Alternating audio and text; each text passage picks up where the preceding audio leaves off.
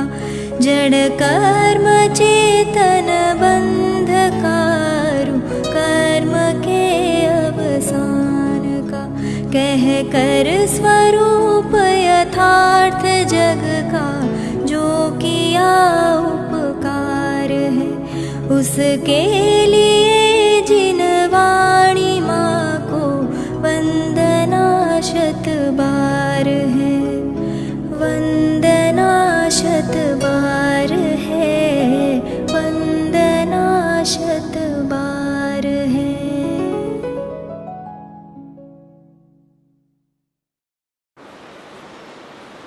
ओम नमः सदेव्याः ओम नमः सदेव्याः ओम नमः सदेव्याः। पंचरत्नની ગાથાઓ પંચરત્નનો અવતાર અથ પંચરત્નાવતારઃ પદ્મપ્રબંધધારી દેવે ટીકામાં આવું લખ્યું, હવે પંચરત્નોનો અવતાર થાય છે. જો આ સંસ્કૃતમાં અથ પંચરત્નાવતારઃ, હવે 5 રત્નોનું અવતરણ કરવામાં આવે છે. પંચરત્નવાળી ગાથાઓ છે. પ્રવચન સારમાય છે ત્યાં જુદો પ્રકરણ છે. દ્રવ્યલિંગી અને ભાવલિંગી સાધકની મુખ્યતાએ એમાં વાત છે. દ્રવ્યલિંગી મુનિ તે સંસાર તત્વ છે, ભાવલિંગી મુનિ તે મોક્ષ તત્વ છે, સાક્ષાત મોક્ષ તત્વ છે. એવી રીતે પ્રવચન સારમાં આવે. આમાં 17 બોલો છે. 2-3 વખત આની આપણે વાત કરી છે. નારક નહીં, તિર્યંચ માનવ દેવ પર્યય હું નહીં, કર્તાન કારયિતા ન અનુમંતા હું કર્તાનો નહીં, હું માર્ગણા સ્થાનો નહીં, ગુણસ્થાન જીવ સ્થાનો નહીં, કર્તાન કારયિતા ન અનુમંતા હું કર્તાનો નહીં, હું બાળ વૃદ્ધ યુવાન નહીં, હું તેમનો કારણ નહીં, કર્તાન કારયિતા ન અનુમંતા હું કર્તાનો નહીં, હું રાગ દ્વેષ ન મોહ નહીં, હું તેમનો કારણ નહીં, કર્તાન કારયિતા ન અનુમંતા હું કર્તાનો નહીં, હું ક્રોધ નહીં, નહીં માન તેમજ લોભ માયા છું નહીં, કર્તાન કારયિતાન અનુમંતા હું કર્તાનો નહીં. એ રીતે આ 77, 78, 79, 80 ને 81 પાંચ ગાથાઓમાં 17 બોલ સમજાવવાના 17 બોલ છે, સમજવાના અસંખ્યાત લોક પ્રમાણ છે. એક દોષ સમજાવ્યા, બીજા બધા જ દોષો સમજી લેવા. ખ્યાલમાં આવ્યું? ગુણોની વાત પણ એમ જ છે. એક ગુણની વાત કરી, બીજા બધા જ ગુણોની વાતો સમજી લેવાની. આવી તો જાય ભૂપતભાઈ, આવી તો જાય, સમજી લેવાનું. સમજાવનાર તો એક બાબતને સમજાવે, બીજી બધી બાબતો સમજી લેવાનું. ગુરુદેવશ્રી આજે પુરુષાર્થ શુદ્ધિપાઈનો દાખલો આપ્યો હતો. જેટલી આત્માની શ્રદ્ધા એટલો જ આત્મા, જેટલું સમ્યક દર્શન એટલો જ આત્મા, જેટલું જ્ઞાન સમ્યક જ્ઞાન એટલો જ આત્મા, જેટલું ચારિત્ર એટલો જ આત્મા. આપણે એમ સમજો ને, જેટલું જૈનપણું આપણે વિચારીએ ને એટલા જ પ્રમાણમાં આપણે જૈન. અને એ વાત લોપાઈ જાય પછી કોણ? અજૈન. આપણી દશા બિલકુલ માટી જેવી છે. જેમ માટી પાણીના જળના સંયોગે હોય, જળના સંયોગે હોય ત્યાં સુધી તો એનામાં મૃદુતા, કોમળતા, અને જળ એમાંથી શોષાતું જાય એટલે માટીમાં કઠણપણું આવતું જાય. પોરવલ્લી સાહેબે સુદ્રષ્ટિ તરંગિણીમાં ટેકચંદજી પંડિતજીએ શ્રોતાના સ્વરૂપમાં આ જાતના શ્રોતા લખ્યા છે, માટી જાતિના શ્રોતા. 8 દિવસ સુધી ભક્તિ ભક્તિ ભક્તિ ભક્તિ ભક્તિ. 9મા દિવસે વિનાશ ક્યાં ઉડી જાય છે? માટી જાતિના શ્રોતા. જળનો યોગ છે ત્યાં સુધી વિનાશ. રાજકોટમાં નથી વરસાદ, ઘણીવાર વરસાદ આવે, ઘડીક તો એવું લાગે ઓહો હવે ઠંડક, વળી પાછું રસ્તાઓ બધા સાવ સૂકા ભટ્ટ. જ્ઞાનીનું હૃદય તો હંમેશા સ્વભાવથી ધબકતું હોય છે. મને એક વિચાર આવતા હતા આજે, બેન શૈલાબેન, હું ચૈતન્ય વિલાસ સ્વરૂપ છું, હું ચૈતન્ય વિલાસને સંચેતન કરું છું. બધેમાં આત્મા આત્મા આત્મા આત્મા શબ્દ લીધા, ગુરુદેવશ્રી બોલ્યા ને. મને વિચાર આવ્યું કે આ ગાથાઓ કદાચ ઓલી સામાયિકવાળી ગાથાઓ સાથે પણ બેસાડી દીધી હોત ને સમાધિ અધિકારમાં, તોય આપણને ખબર ન પડત. આ સામાયિકમાંથી તો શું છે? હું સ્વરૂપ અને સ્વભાવનું આવું સંચેતન કરું છું. તો સત્તર બોલો ક્યાં ગયા? ગયા બધા એની ઘરે. બ્રહ્મભાવની ઉપાસનામાં જ્યારે સાધક પગ મૂકે છે તો આકિંચનની સંબંધી જગત માત્રનું મારું કશું જ નથી, એ ભાવને પછી ત્યાં કોઈ અસ્તિત્વ રહેતું નથી. નથી નથી શું? હવે તો છે ને.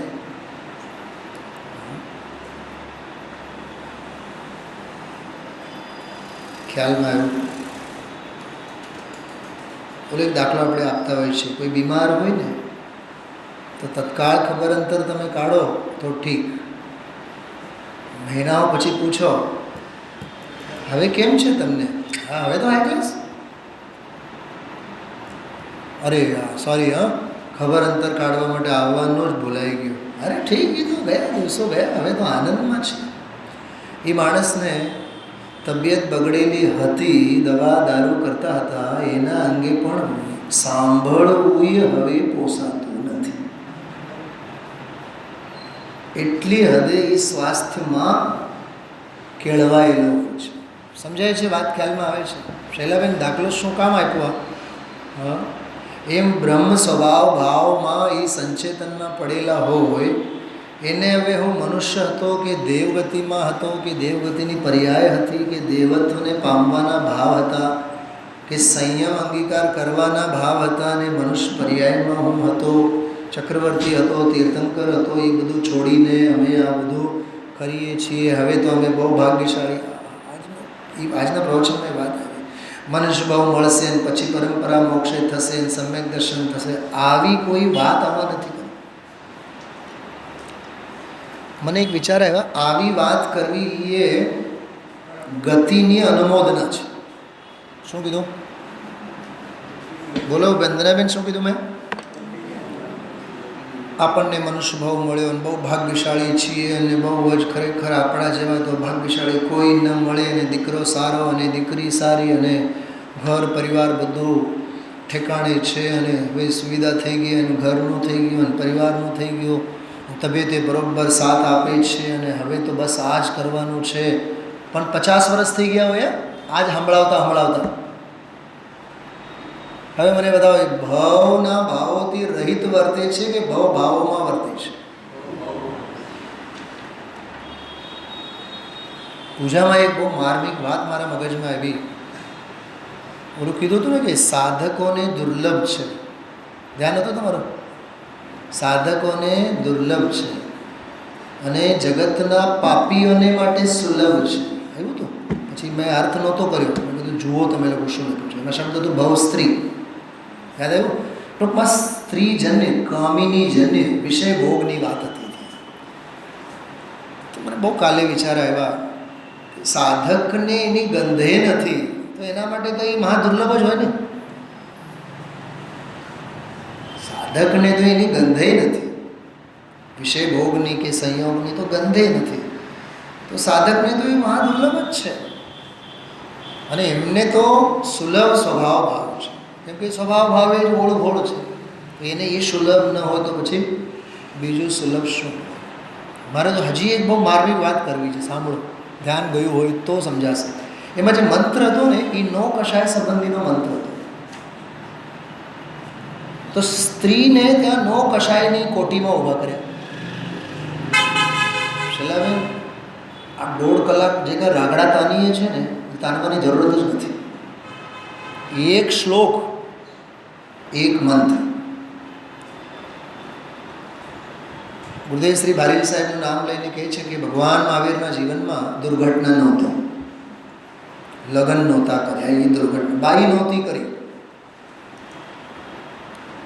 બરાબર, બાયડી નહોતી, બાઈ નહોતી કરી. ટૂંકમાં એ દુર્ઘટના એના જીવનમાં નહોતી, કેમ કે એ ઘટના ન હોવાથી એની પાછળ જે દુર્ઘટનાઓની હારમાળ છે એના જીવનમાં નહોતી. વાત સમજાણી આ વાત? હા, એ જ વાત છે એમાં કે સ્ત્રી એક એવી નો કશાય છે, કંચન કામિની, કાં તો કંચનની ઘેલચા કાં તો કામિનીની ઘેલચા. ઘરેણું ખરીદવાનું કોના માટે? બાયડી માટે. હા,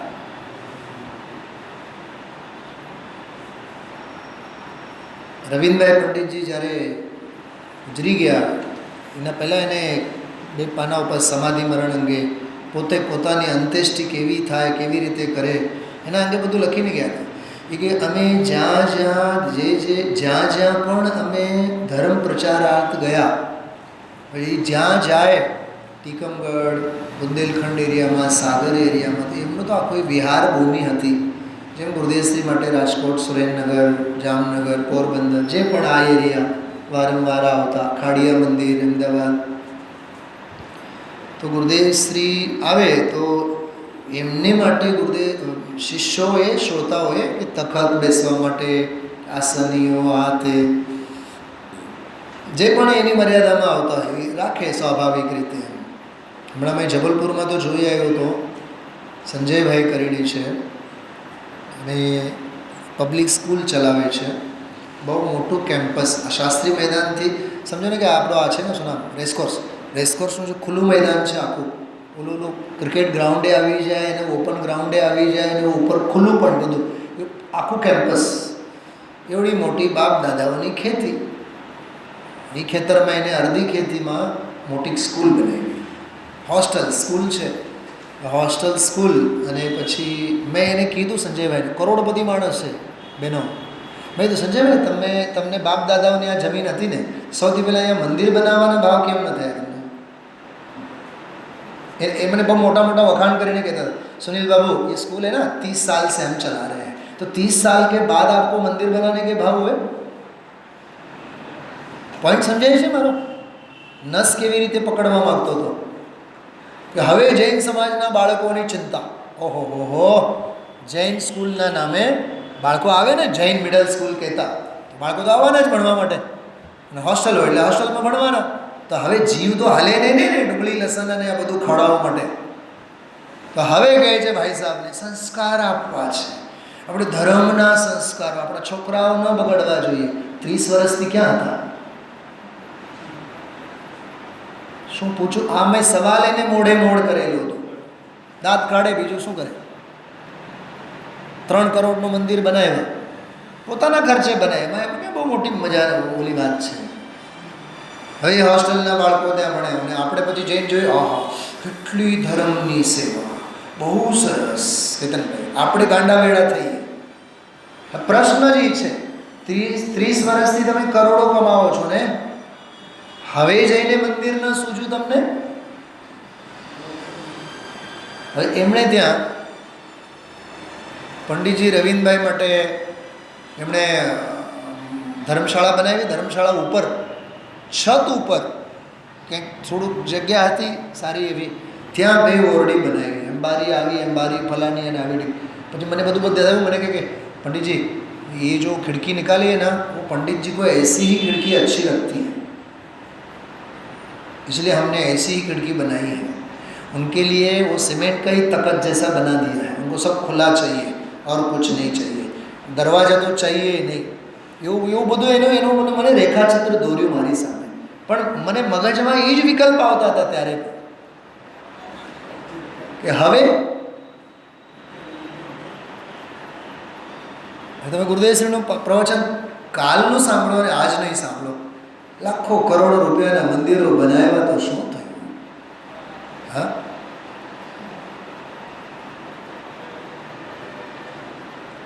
પુણ્ય ક્રિયા અને શુભ ભાવોને દાંડી પીટીને આપણે કહીએ છીએ,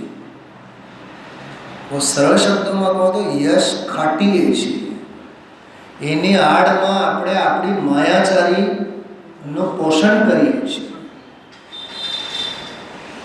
સમાધિમાં રહેનાર જીવને આવા કશાય ભાવો ન પોસાય। વાત સાંભળો હવે, કાલે ગુરુદેવશ્રી કીધું હતું, દેવો મનુષ્ય પર્યાયને ઝંકે છે, મનુષ્ય પર્યાયને ઈચ્છે છે, તો શું એ બે પગી માણસ થવા માંગે છે? શું છે? હા, અહીંયા આવીને કે રોજ રસોઈ બનાવીને ખાવા માંગે છે? કંટાળી ગયા હોય ત્યાં લાખો વર્ષો સુધી કંઠમાંથી અમૃત જરે, એમ ઘરમાં કામ તો હોવા જોઈએ ને। આ ભાઈઓ બધી એમને એમ થાકી જતી હોય છે, કાંઈ કામ જ નથી જો ને।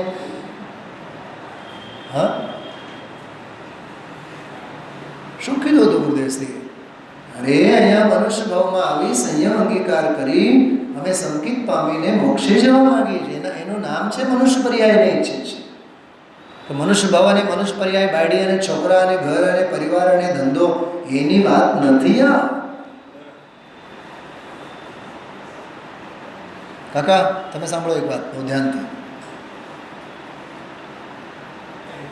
તમે સમજો કેતનભાઈને એમ કહો છો, ફોર એક્ઝામ્પલ, હા, કેવળ દાખલા, કેતનભાઈ તમારું જીવન કેટલું સારું, દુકાનમાં તમારે 4-6 કલાક જાય, ઘરે બાયડી છોકરા હાથે, ક્યાં તમારો દિવસ નીકળી જાય ખબર ન પડે। અમે જોઉં ને ગડ્યા બુડ્યા સાવ રિટાયર્ડ થઈને, હા, કોઈ છે નહીં આગળ પાછળ, અને દીકરો વયો ગયો હોય, પુત્ર વધુ તો એનું કરતી હોય, આખો દિવસ સમય નહીં જાય તો ઠીક છે, સાહેબનું સ્વાધ્યાય સવાર સાંજ હોય એટલે આવીએ લાભ લઈએ, પણ હમણાં છે સાહેબ બીમાર હાલે છે એટલે શું છે બહુ આપણે થોડુંક હવે સમય પસાર નહીં થાય। મને બતાવો, તમે મુમુક્ષુ છો?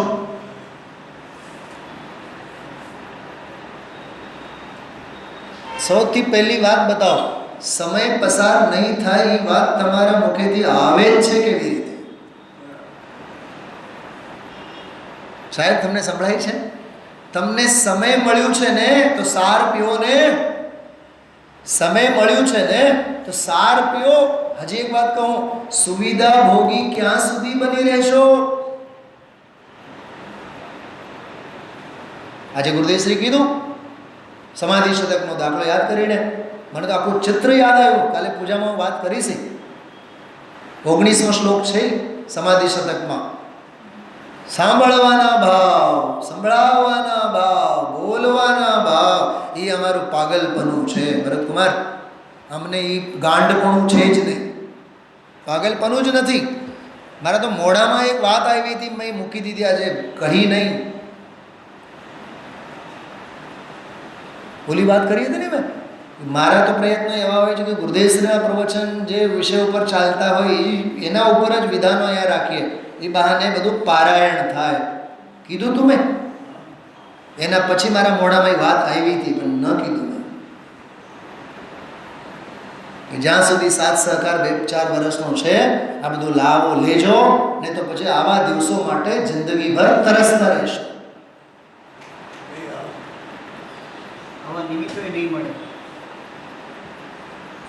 જે રીતનો વિધાન પૂજન અને જે રીતના બધા એના અર્થઘટનો, આમાંથી અમને તો નીકળવાનો ભાવ નથી થતો।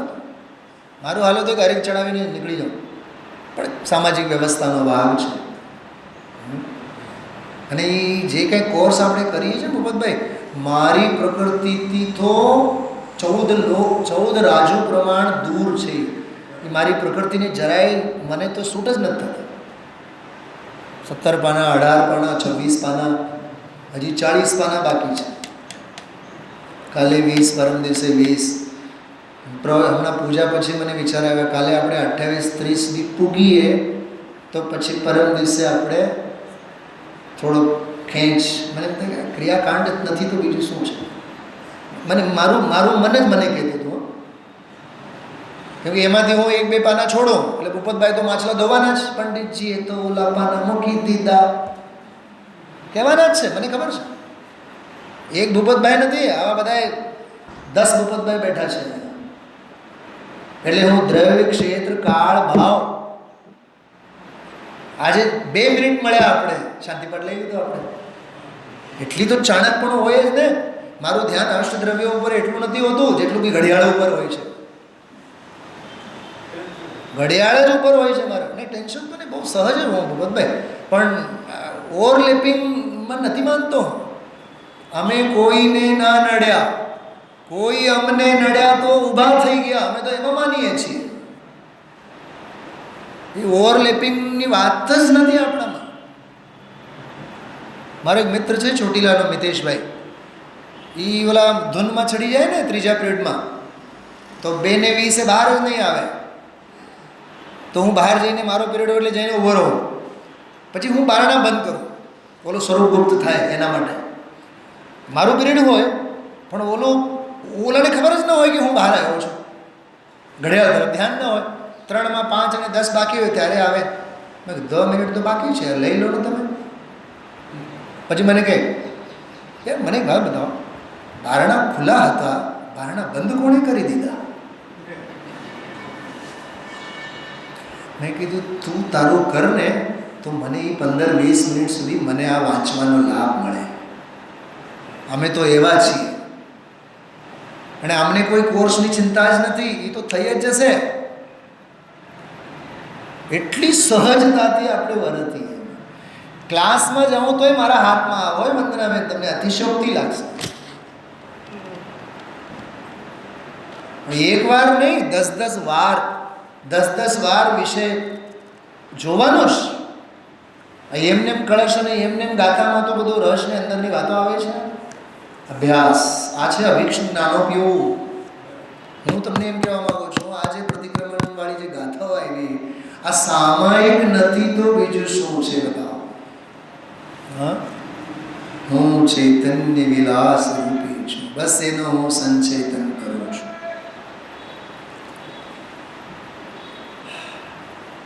હું નરકે જાઉં અને નરકના ભાવો મને છે, હું પશુ થાઉં કે પશુતાના મને ભાવો છે, મને લાગુ નથી પડતા.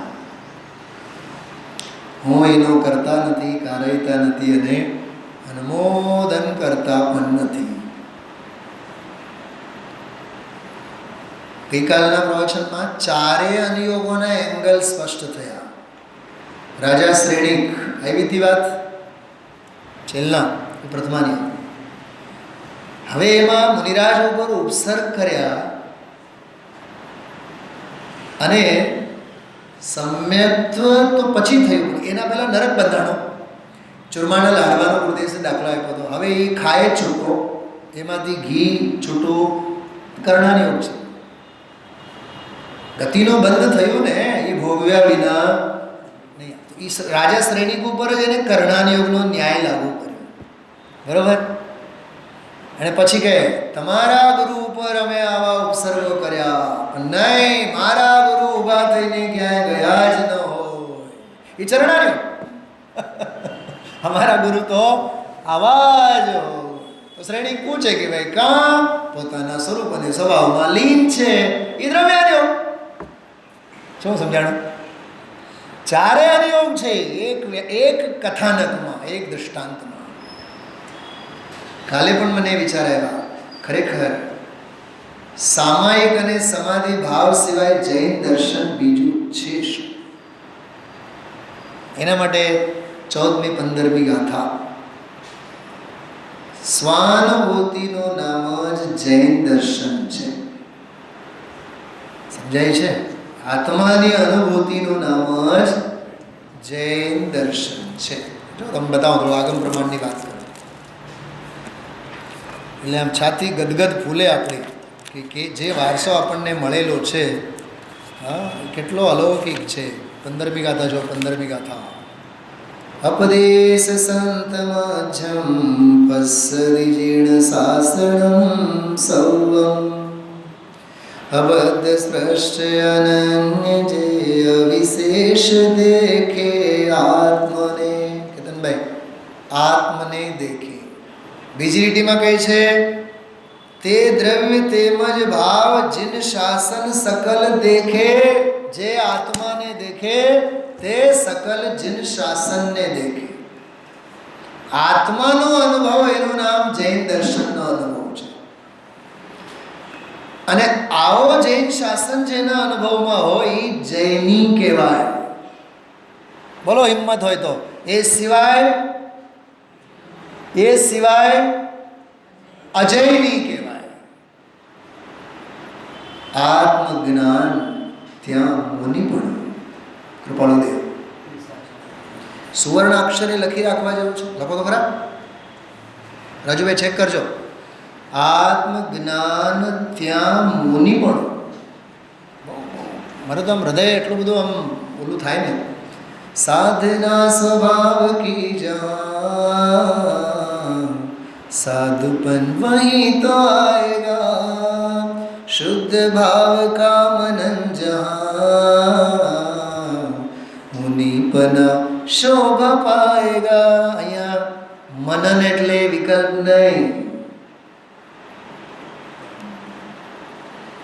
ભાવના એટલે શું કીધું આજે ગુરુદેવે? ભાવના એટલે વિકલ્પ નહીં. ભાવના એટલે એકાગ્રતા. એમ મનન એટલે વિકલ્પ નહીં. મનન એટલે એકાગ્રતા. અચ્છા, ચિંતા અને ચિંતનમાં ફેર શું? ચિંતાની તો વાત જ નથી કરતા આપણે. શું બેન, સમજાય છે કે નહીં? કાંઈ ડાયરી પેન પુસ્તક લઈને બેઠા છો? છે શાસ્ત્ર? કાં શાસ્ત્ર તો રખાય. ઊભા થાવ, શાસ્ત્ર લઈ લો. છે ને? હા, તો બતાવો. શું કીધું? ચિત્તાની તો વાત નથી કરતા આપણે. ચિત્તા તો એના જીવનમાં હોય જીતુભાઈ જે જડ અને દેહ બુદ્ધિવાળા હોય. દેહ બુદ્ધિવાળાને ચિત્તા લાગવું પડે. ચિત્તા તો દેહને બાળે હોય એની ને વાત. અહીંયા તો દેહ છતાં હા ખ્યાલમાં આવે છે. ચિત્તાની તો વાત નથી. ચિંતા કહે છે કે નહીં, ચિંતાની વાત જવા દો. ચિત્તા દેહને બાળે, ચિંતા આત્માને દજાડે, ઉપયોગને ખાઈ જાય. ત્રીજી વાત ચિંતન. જ્ઞાનીને શું હોય? ચિત્તા હોય ન હોય, ચિંતા હોય ન હોય, શું હોય? બોલો તો ખરા. હું ના પાડું છું. હું ના નથી પાડતો, ગુરુદેવ ના પાડે છે. હવે બોલો, હવે માનશો? ચિંતા તો ન જ હોય, ચિંતા ન હોય, ચિંતન હોય કે નહીં? ગુરુદેવ ના પાડે છે એમ કહું છું. અને વસ્તુ સ્વરૂપ પણ ના પાડે છે. પૂરી વાત સાંભળો. ચોથો પરમાણુ બોમ્બ હમણાં ફેંકું છું. ચિંતા તો દેહ ધર્મની વાત છે. ચિંતા તો મનને બાળે, વિકલ્પો. ચિંતન એ સૂક્ષ્મ જ્ઞાનાત્મક વિકલ્પો છે. એ આત્મ શાંતિને દજાડે છે. સ્થિરતામાં ખલેલ પહોંચાડનારા અંતર્જલ્પ છે ચિંતન. જ્ઞાનીને ચિંતા તો હોય નહીં, ચિંતન પણ ન હોય, કેવળ એને સ્વરૂપનું સંચેતન હોય. સંચેતન કરે તે જ્ઞાની. ચિંતન કરે તે નહીં, ચિંતા કરે તે તો નહીં જ. ચિત્તાની વાત તો બહુ દૂર છે. કેટલા શબ્દો થયા? કયા અરુણાબેન? ચિત્તાની વાત તો જવા દો. ચિંતાની વાત પણ દૂર રહો. અમે તો ચિંતનથી પાર છીએ, સ્વરૂપના સંચેતનમાં છીએ. કેવળ નિજ સ્વભાવનું, બોલો કાકા છે ને, કૃપાળુ દેવ. હા, કેવળ નિજ સ્વભાવનું અખંડ વર્તે જ્ઞાનથી કહીએ જ્ઞાની દશા. દેહ છતાં નિર્વાણ, દેહ છતાં નિર્વાણ એનું નામ છે. એ જુદું. સકળ જગત તે ऐठवत અથવા સ્વપ્ન સમાન, તે કહીએ જ્ઞાની દશા, બાકી વાચા જ્ઞાન. એ જુદું. આત્મસિદ્ધિ વાંચતા શીખો. જ્યાં ત્યાં ઘુસડીને દેવાનું. આપણે મારી સાથે એક ભાઈ એક વખત વાદ વિવાદમાં આવ્યા. મેં કીધું આત્મસિદ્ધિ પીને બેઠો છું. મેં કીધું તમે, હું અહંકારની ભાષા નથી બોલતો, પણ જ્યાં જે લખેલું હોય ને ત્યાં જ સકળ જગત તે ऐठवत અથવા સ્વપ્ન સમાન, એવું જેને વર્તે ને તે કહીએ જ્ઞાની દશા. બાકી ત્યાં લખ્યું છે, ઓલું જુદું છે. દેહ છતાં જેની દશા, એ તો સાવ જુદું. તો સાહેબ સમયસાર વાંચવાનું કે આત્મસિદ્ધિ 24 કલાકમાં હોળી હળગે છે એના પ્રશ્નો પૂછ ને. એ તો છૂટતું નથી તારું, અને આ કરવું નથી. જીવનમાં શાસ્ત્ર એક જ વખત વાંચી લેવાય એવી રીતે કે જીવનભરની પૂંજી બની જાય. વારે વારે ખોલવાની જરૂર નથી. યાદ છે મેં પરિશ્રમ પર્વમાં અહીંયા આત્મસિદ્ધિ ઉપર વ્યાખ્યાન કરેલા. વર્ષો થયા, 15-18 વર્ષ થઈ ગયા હશે, જ્યારે મને ગુજરાતી નહોતી ફાવતી હશે. ગુજરાતીમાં હિન્દીમાં વ્યાખ્યાન કર્યા હતા આત્મસિદ્ધિ ઉપર. તો ઠીક છે, જ્યારે જે થયું, પણ બહુ અલૌકિક છે આત્મસિદ્ધિ. કેવળ નિજ સ્વભાવનો અખંડ વર્તે જ્ઞાન. વાહ! આ અખંડ વર્તે જ્ઞાન શું છે? એક તો વર્તે છે એ જ્ઞાન છે, અને અખંડ છે. શું કીધું? એક તો જે વર્તે છે એ જ્ઞાન છે. એ શું છે? કેવું છે? અખંડ છે. ત્રિકાળ અખંડ જ્ઞાનની વાત છે. અને જે જ્ઞાન છે એ અખંડમાં વર્તે છે, એટલે અખંડમાં વર્તનારું જ્ઞાન પણ અખંડ છે. એ પર્યાયની વાત છે. એક છે અખંડ એની વાત, અને એક વર્તનાર અખંડની વાત. બેવું જ્ઞાન. શું કીધું? આ ત્રીજી વળી વાત. એક કારણ જ્ઞાન છે અને બીજું કાર્ય જ્ઞાન છે. નહીં, પણ અમે ધંધો અને વ્યાપાર બધા એને કોણે કીધું છે? કાર્ય છે. એ જડના કાર્ય છે, જગતના કાર્ય છે. અનાદિકાળથી આ જીવી જગતના અભિપ્રાયે તો બોધ પામ્યો છે, પણ જ્ઞાનીઓના અભિપ્રાયે બોધ પામ્યો નથી. જ્ઞાનીઓ જે કહે છે એ સાંભળ. તો બતાવો આ ગાથાઓ 77 નંબરનો પ્રવચન આજનો 77. અને ગાથાઓ 77 થી ચાલુ થઈ. 77, 78, 79, 80, 81. યાદ રાખવા જેવું છે પ્રવચન. પ્રવચન નંબર 77, ગાથા પણ શરૂ થઈ 77 થી 81. તો આ ગાથાઓમાં સ્વરૂપ સ્થિરતાની જ વાત છે. મારે તો મૂળ સંસ્કૃતને આધારે કહેવાનું મન છે. જો સૌથી પહેલાં શું લખ્યું છે? અત્ર શુદ્ધાત્મન સકલ કર્તૃત્વ અભાવમ દર્શયતી. હવે અમે દેખાડીએ છીએ. પકડજો આ વાત બેનો, છે તો ખરો. શું કીધું? છે તો ખરો, પણ તમને જોતા નથી આવડતું, એટલે અમે તમને દેખાડીએ છીએ. દેખાડીએ છીએ એનો અર્થ જેમ છે તેમ અમે તને બતાવીએ છીએ. સમયસારમાં આવે ને, દાયેહમ અપણો સવિ હવેણ, એકત્વ ભગવાન આત્માને અમે દેખાડશું. દાયેહમ દર્શયામી એટલે અમે દેખાડશું, એટલે જેમ છે તેમ અમે તને બતાવશું. એમ અહીંયા સકલ કર્તૃત્વ અભાવમ દર્શયતી શુદ્ધાત્મન. તો શુદ્ધાત્મા તો ભાવ સ્વરૂપી છે ને, તો તમે અભાવની કથા જ કરશો. શું કીધું કેતનભાઈ? છોકરાને તમે પૂછ્યું ઘરે આવીને, બાળક આવ્યો પૂછો, ઘણા અલ્પ બુદ્ધિ મા બાપ એવા હોય, કેટલું છૂટ્યું એમ પૂછે. એ એવું નહીં કહે કેટલું લખ્યું એ બોલ ને, એમ નહીં પૂછે. શું પૂછે? કેટલું છોડ્યું. મેં મારો જન્મસિદ્ધ અધિકાર કહું, હમણાં મેં ગુજરાતીનું પેપર જે આપ્યું ને એમાં મને 1 માર્ક્સનું નહોતું આવડતું, મગજમાં જ નીકળી ગયું હતું. એ કેમ કે ક્યાંય નવનીતમાં ગાઈડમાં અપેક્ષિતમાં હતું જ નહીં કે લેખક કઈ ઝાડવાની નીચે બેઠો હતો. મેં કીધું ગજબનો પ્રશ્ન છે યાર આ તો.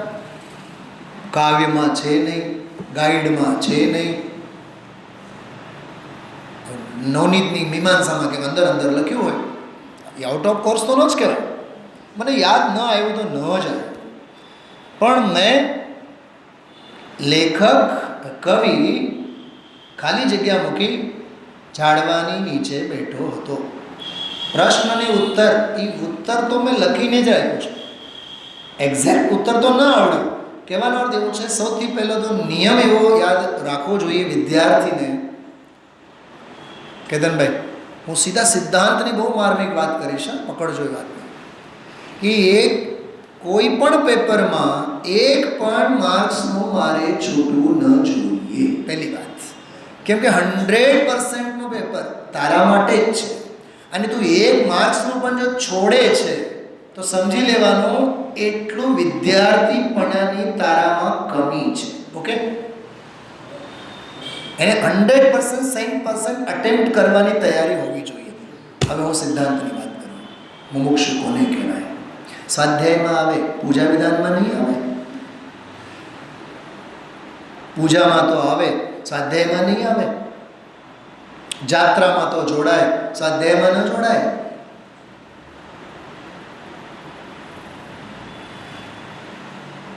શું છે આ બતાવો તો? દરેકના પોતપોતાના કુંડાળા છે. સ્વાધ્યાયમાં આવનારા પૂજામાં ન દેખાય, પૂજામાં આવનારા સ્વાધ્યાયમાં ન દેખાય. સાંસ્કૃતિક કાર્યક્રમના રસિયા તો વળી પાછા ત્રીજા. ચલો, આ ત્રણેય તો મુમુક્ષુની કોટીમાં આવે: સ્વાધ્યાય, પૂજા અને સાંસ્કૃતિક કાર્યક્રમ. ચોથા વળી બુભુક્ષુ, પ્રસાદિયા ભગત. શું છે મને બતાવો તમે. હા, કાંઈક સમજાય છે બહેનો તમને બધાને? હું છેલ્લે દિવસે વાત કરવાનો છું. અરે આ પૂજન અને વિધાન કોઈ એક વિદ્વાન માટે, કોઈ સમાજ માટે, વિશિષ્ટ વર્ગ માટે નથી. આ આત્માર્થી જીવો માટે છે. જીતુભાઈ, આ સ્વાધ્યાય કોઈ સમ્યક દૃષ્ટિઓ માટે નથી. સ્વાધ્યાય મિથ્યા દૃષ્ટિ માટે જ હોય છે. સમ્યક દૃષ્ટિનો તો શ્વાસ પણ સ્વાધ્યાય છે. શું કીધું? સમ્યક દૃષ્ટિ શ્વાસે લઈને હું આત્મા છું, શ્વાસ લે. હું પરમાત્મા છું, શ્વાસ છોડે. એને ક્યાં સ્વાધ્યાયની આવશ્યકતા છે? પણ આપણે પંચમ કાળના બધા જીવો ક્રિયા વિશેષોમાં પોતાની ધર્મની ઇતિશ્રી માનીને બેઠા છે. અમે સ્વાધ્યાય કરીએ એટલે અમે મોટા. તમને તો પૂજા અને ભક્તિમાં જ આવડે એટલે તમે વ્યવહારાભાસી. તો જાત્રા કરનારા કોણ? મહાવ્યવહારાભાસી. અચ્છા, તારે દીક્ષા લીધા બાદ પર્વતો પર નથી જવું, ઘરે બેસીને પેઢીએ બેસીને મોક્ષે જવાનું છે. તો ઓલા વિદ્યાર્થીને 100% કેમિસ્ટ્રી, ફિઝિક્સ, બાયોલોજી, બોટની, મેથ્સ, સાહેબ જે સબ્જેક્ટ હોય એ સબ્જેક્ટ, અને 100% પોઈન્ટ સમજાય છે? મારો વ્યૂ ખ્યાલમાં આવે છે? હા, ચલો એ બધી વાત જવા દો. વિદ્વાન કેવા હોવા જોઈએ? બોલો તો કેતનભાઈ, તમે જ, મુકુંદભાઈ તરફથી બોલો એઝ એ ટ્રસ્ટી. પંડિતજી કેવા હોવા જોઈએ? વિધાન કરાવે, પંડિતજી કેવા હોવા જોઈએ? પ્રવચન કરે. પંડિતજી કેવા હોવા જોઈએ? ઉઠમણામાં બોલે. એટલે મરસિયા માટે પણ પંડિતજી જોઈએ. અને વળી પાછું યાત્રા સંઘ નીકળે. એક વખત તો મારા ઉપર ખીજાઈ ગયા મુકુંદભાઈ, સાહેબ યાત્રામાં જઈએ છે તમે નથી આવતા, બહુ કહેવાય. મળકા એ પંડિતજી તો ઓલ ઇન વન જોઈએ, તમારે વિદ્વાન તો ઓલ ઇન વન જોઈએ. તો મુમુક્ષુ કેવા હોવા જોઈએ એમ પૂછું છું વિદ્વાન તરીકે. બોલો શૈલાબેન. મુમુક્ષુ બસ અહીંયા આવીને સાંભળીને ઘર ભેગો થઈ જાય, એને ભગવાનની ભક્તિ ન હોય.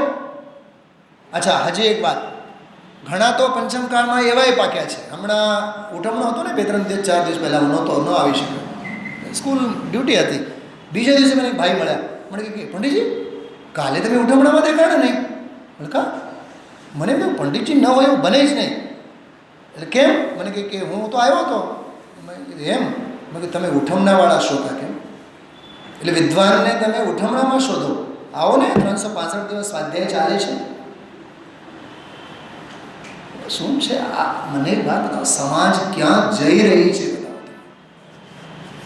ભૂપતભાઈ બધું જ છે પણ બધું વેડફાય છે. ભરતકુમાર કંઈક સમજાય છે? સ્વાધ્યાય કોને માટે? પૂજા કોને માટે? આ વિધાન કોને માટે? આ અષ્ટાનિકા કોને માટે? આ ઉજવણી કોને માટે? ભક્તિ કોને માટે? અરે જાત્રા હોય તો કોને માટે?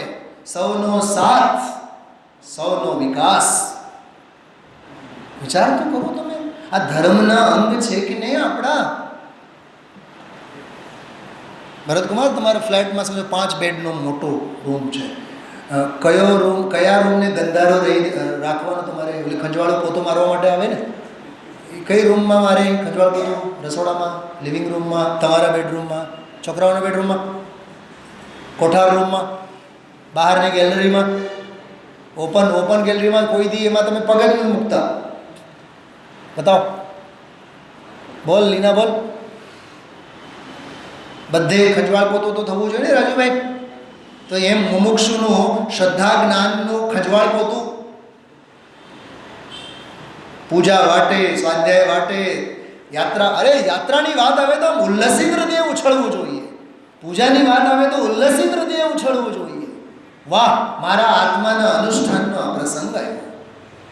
આપણે તો ક્રિયાઓના સાચામાં એવા ઢળી ગયા છે. બસ આ ક્રિયા એટલે અમારી, આ ક્રિયા એટલે મારે. અરે નહીં, આત્માર્થી એક જિજ્ઞાસુ જીવને માટે ધર્મ આરાધના માટેની દરેક ક્રિયા નિષ્ક્રિય આત્માના પોષણ માટે હોય છે.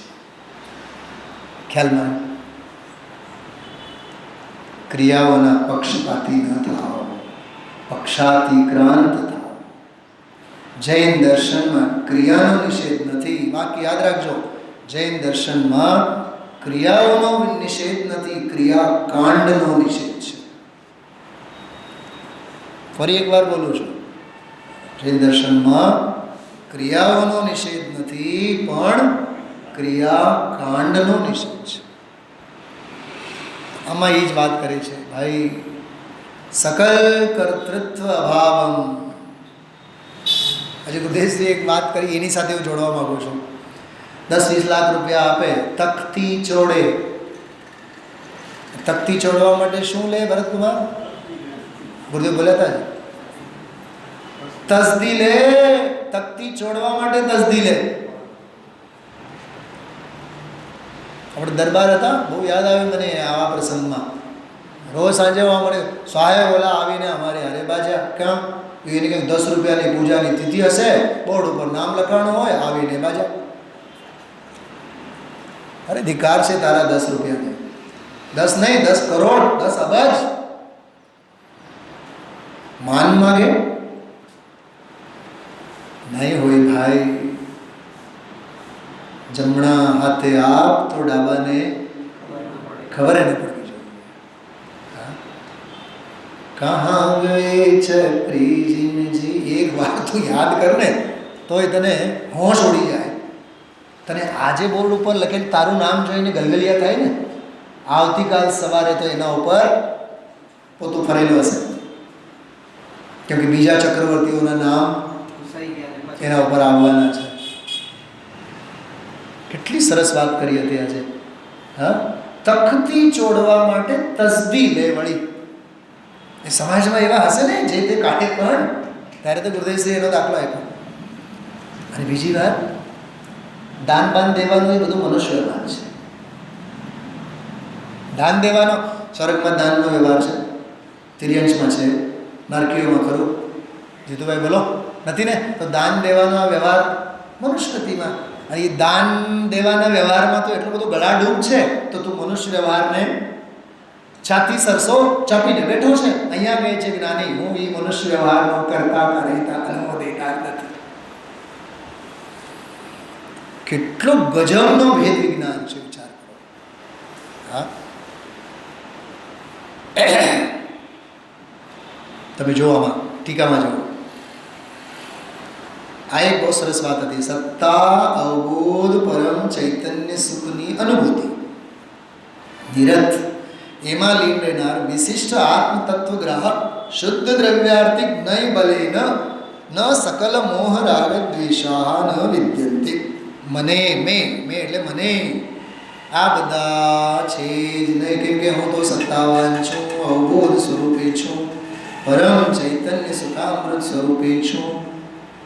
કેવી અંદરની મસ્તી જુઓ.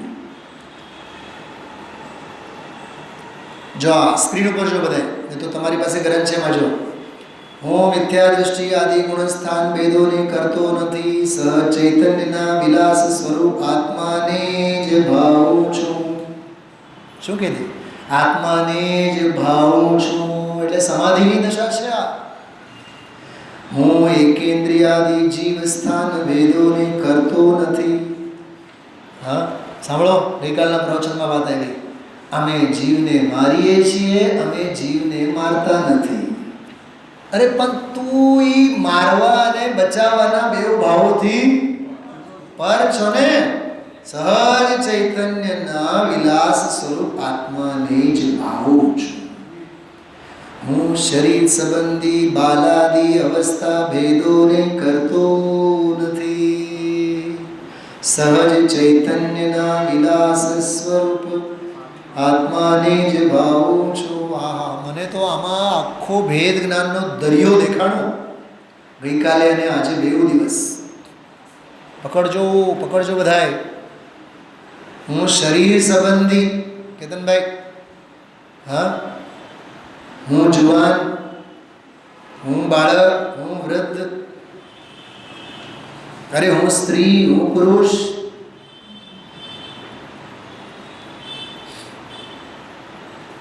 આજે એક બહુ સરસ વાક્ય બાલ બ્રહ્મચારી અરવિંદભાઈ પંડિતજીનો એક વાંચવા આવ્યો હમણાં જ પૂજા પછી. શક્તિને છુપાવો તપ શક્તિ હોવા છતાં, તપ શક્તિ હોવા છતાં શક્તિને છુપાવો એ માયાચારી છે. બધે લાગુ કરો. તમારે ઓલું હોય ને ઉઠમણું બુઠમણું અને જે પણ હોય અહીંયા, તો ત્યાં ઓલું કાર્યક્રમ ચાલતો હોય તો એ તમે ભક્તિમાં અહીંયા પહોંચો કે નહીં? 10 વાગ્યાથી 12 વાગ્યા સુધી એમાં કેમ પહોંચો? બીજે દિવસે કેમ સ્વાધ્યાયમાં ગેરહાજરી હોય? ફોર એક્ઝામ્પલ કેવળ જેને જેનો રંગ એને એનો સંગ. તાદૃશી જાય તે બુદ્ધિર યાદૃશી ભવિતવ્યતા. રસ અને રંગ હોય તો આપોઆપ પુરુષાર્થ. જે ચેતન કી મહિમા જબ આવે, મન મંદિર કી ઓર લલચાવે. કા અંદરમાં ચાણકપણું હોય એટલે પગ ઉપડે ને ઉપડે જ. ખ્યાલમાં આવે છે? એમ રુચિ અનુયાયી વીર્ય છે. તો હું સ્ત્રી, હું પુરુષ, આ સંકલ્પ વિકલ્પોમાં શું રાખેલ છે? એના માટે બહુ સરસ શબ્દ ગુરુદેવશ્રી બોલ્યા હતા. એ બધા દેહના વિકાર છે. બાલ આદિ, બાળ, યુવા અને વૃદ્ધ. કે જે બાળકોનું જુવાની કે ઘડપણ, એ શું કોનો ધર્મ છે? શરીર ધર્મ છે, દેહ ધર્મ છે, અને બહુ સ્પષ્ટ શબ્દોમાં કહીએ દેહ કર્મ છે, દેહ વિકાર છે. યોગ સારની ભાષામાં કહીએ તો શરમજનક જન્મ છે. શું છે? હવે તારે જેટલા વધામણા દેવા હોય એટલા દઈ દે, જેટલા વધામણા લેવા હોય એટલા લઈ લે. હેપી મેરેજ એનિવર્સરી ડે અથવા હેપી બર્થડે. જન્મ કોનો, મરણ કોનો, છૂટવું કોનું, ભેગું થવું કોનું? શરીરનો ધર્મ છે. આત્મ ગવેશી ન ગ્રહસ્થ હૈ ન જતી હૈ. સમજાય છે? આત્મ ગવેશી ન ગ્રહસ્થ અને ન જતી.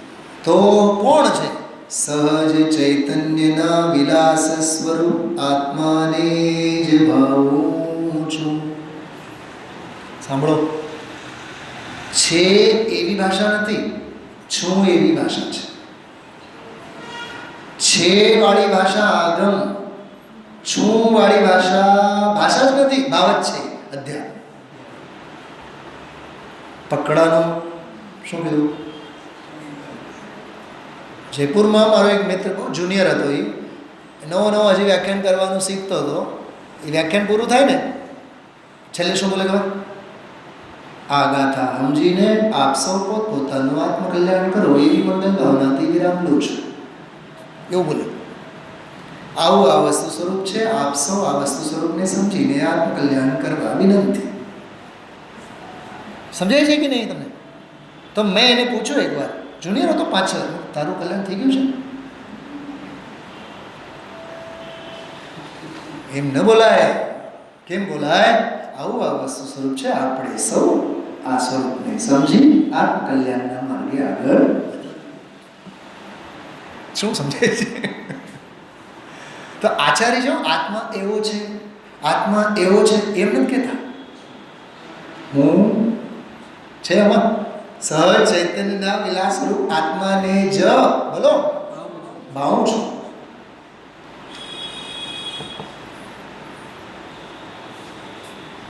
તમે લોકો એક કાવ્ય લખો, હું કહું છું.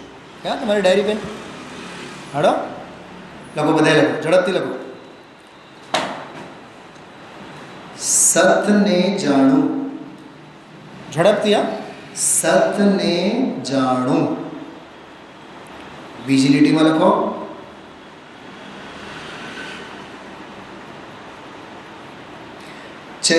ચૈતન્યને જ સંચેતું.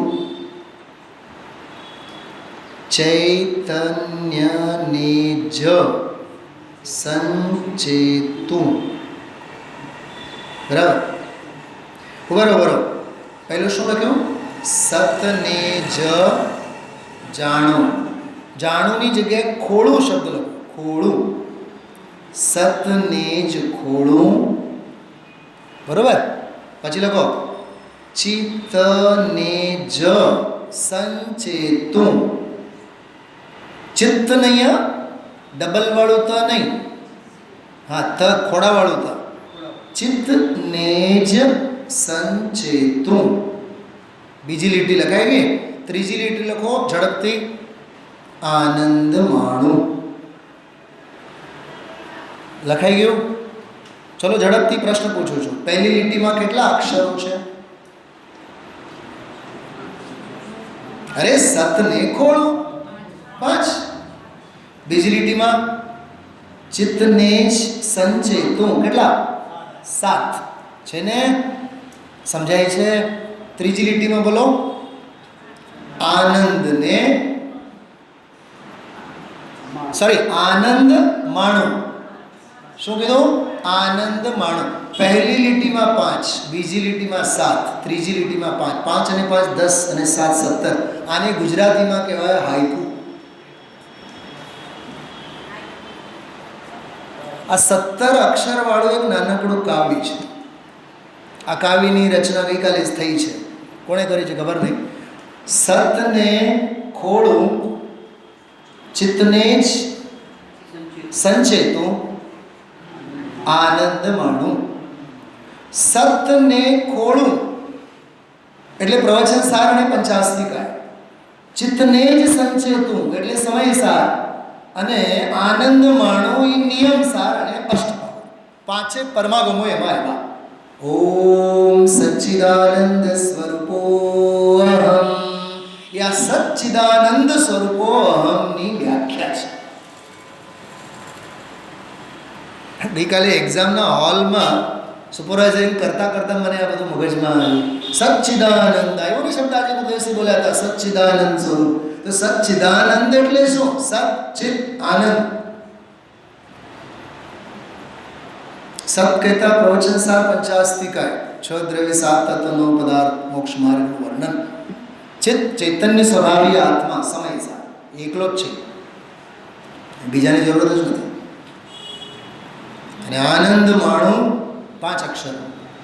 નિયમ સાર આવી ગયો, અંદરનો બહારનો આવ્યો અષ્ટભાવ. આ પાંચે આવ્યા એટલે પંચપરમેષ્ઠી આવી ગયા. આ પાંચે આવ્યા પરમાગમો આવી ગયા. આ પાંચે આવ્યા કુંદકુંદ આવી ગયા. આ પાંચે આવ્યા અમરચંદ્રાચાર્ય દેવ આવી ગયા. આ પાંચે આવ્યા પદમ બ્રહ્મલધારી દેવ આવ્યા. તો આચાર્ય કુંદકુંદ પદમ બ્રહ્મલધારી અમરચંદ્રાચાર્ય આવ્યા. તો ત્રિકાળવર્તી બધા સાધકો આવ્યા. ત્રિકાળવર્તી બધા સાધકો આવ્યા તો ત્રિકાળવર્તી બધા સિદ્ધો આવ્યા. શેમાં? સચ્ચિદાનંદ સ્વરૂપો. તમને જરીક હવે મજા આવી હશે. કેમ કેતનભાઈ? વાહ સાહેબ, વાહ વાહ કઈ નથી. અહીંયા કહે છે સહજ ચૈતન્યના વિલાસ સ્વરૂપ આત્માને જ ભાવું છું. હવે આવામાં સાધક લીન હોય એને વ્યાખ્યાન કરવું ક્યાં ગમે, એને બોલવું ક્યાં ગમે, અને એને એ ગાંડપણું નહીં લાગે તો પછી કોને લાગે? એ ઉન્મત્ત ચેષ્ટા છે. 19મો શ્લોક. યત પરે પ્રતિપાદ્યો અહમ યત પરાન પ્રતિપાદે ઉન્મત્ત ચેષ્ટિતમ ઇદમ અહમ તુ નિર્વિકલ્પ. હું તો નિર્વિકલ્પ છું. પકડાય છે વાત? સમજાય છે? હા, આવી રીતે ચૈતન્ય સ્વરૂપી ભગવાન આત્માને જ હું ભાવું છું. આગળ એ જ વાત છે. રાગાદિ ભેદરૂપ ભાવ કર્મના ભેદોને કરતો નથી.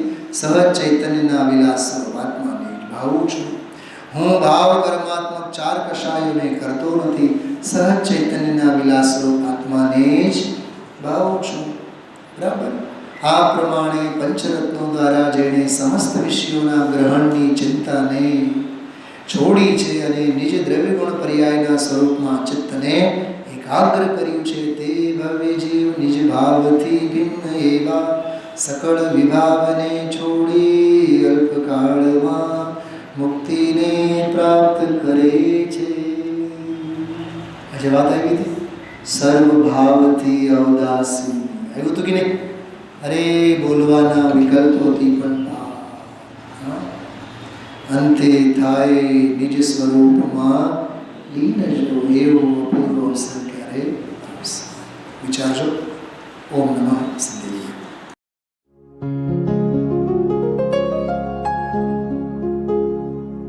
निज निधि निज में बताए यह अनंत उपकार है उसके लिए जिन वाणी माँ को वंदना शत बार है, वंदना शत बार है, वंदना शत बार है.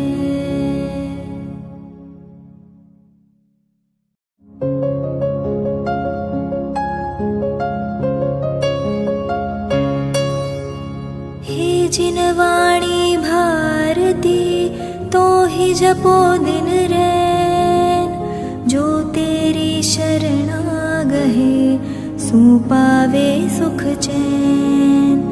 जा वाणी के ज्ञान ते सूझे लोकालोक, सो वाणी मस्तक नवो सदा देत हो ढोक, सदा देत हो